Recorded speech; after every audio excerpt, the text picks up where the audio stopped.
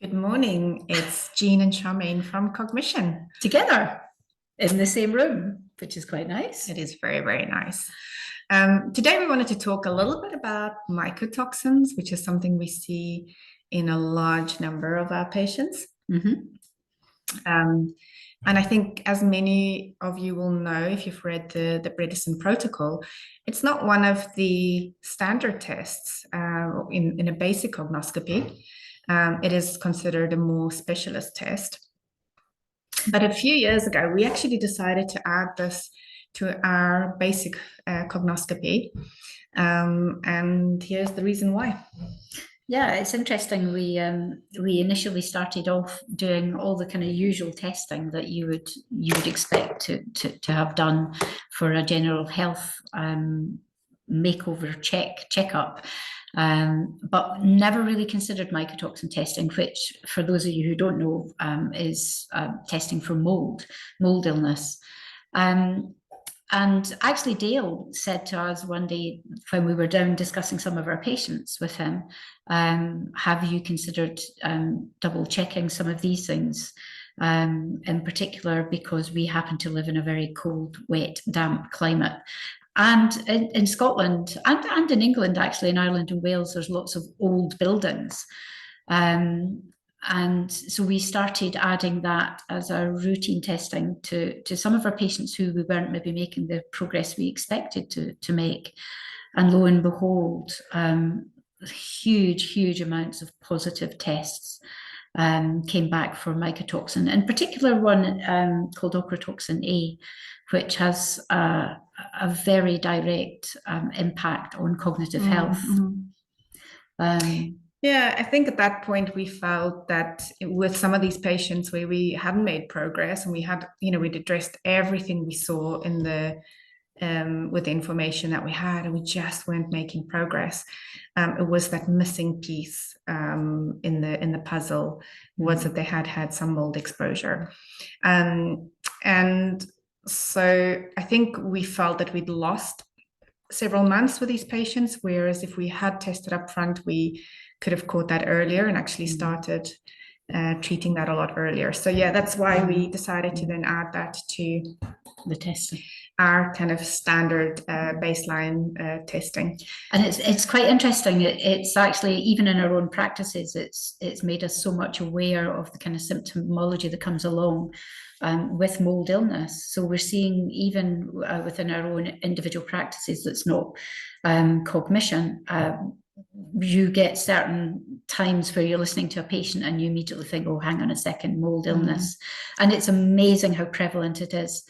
And it's one of those things that's very insidious, because the symptoms are so diffuse and widespread that it's really difficult to pinpoint. And the thing I remember is when we went to the seminar in Phoenix, Arizona in 2019, we attended a seminar on environmental illness.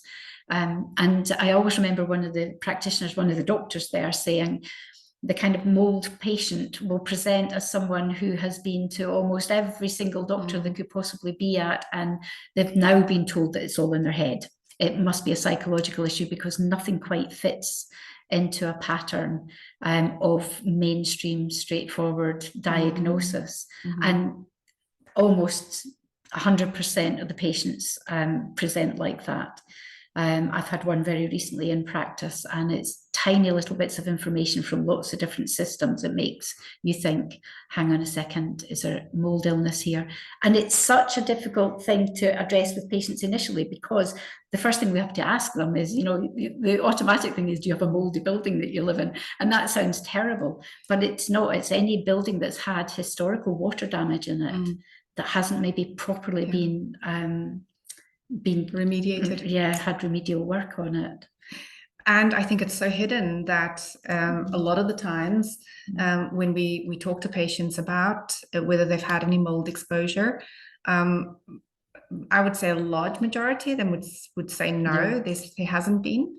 And when we test them, we find the mold exposure, and then we test their homes, and you'll find that the mold is there, and it can be so hidden under floorboards, behind wood paneling, so people don't actually visibly see mold. And that's a really important one to keep in mind, because It's not just if you visibly see mold. And there has been some really interesting, actually awful, news reports recently around the effects of living in homes with mold, but those have all been cases where there was visibly a lot of mold, whereas it doesn't have to be visible. It can be completely hidden. So a lot of the time people aren't aware that they're being exposed.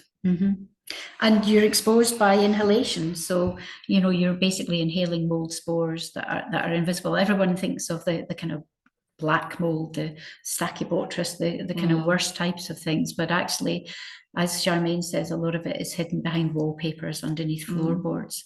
But the symptoms are diffuse. That the thing I tend to notice with a lot of patients is that they'll notice this kind of stuffiness, a constant sinus irritation, brain fog, fatigue.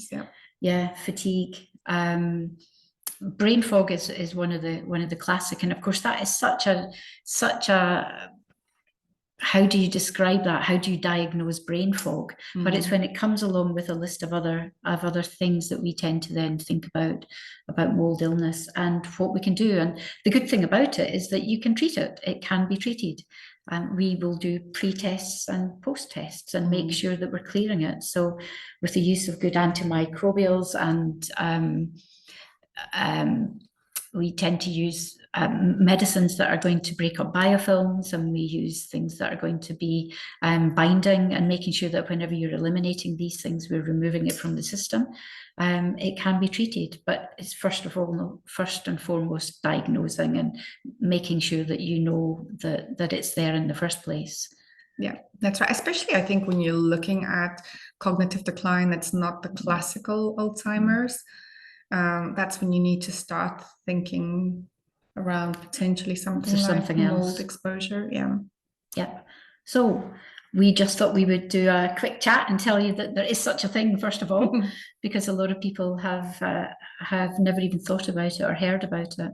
And the tests that are out there are accurate. They're pretty spot on, and they test a whole range. They will test for all the nasties, and they'll test for more kind of less severe types of mold as well. But it's important to know exactly what's going on.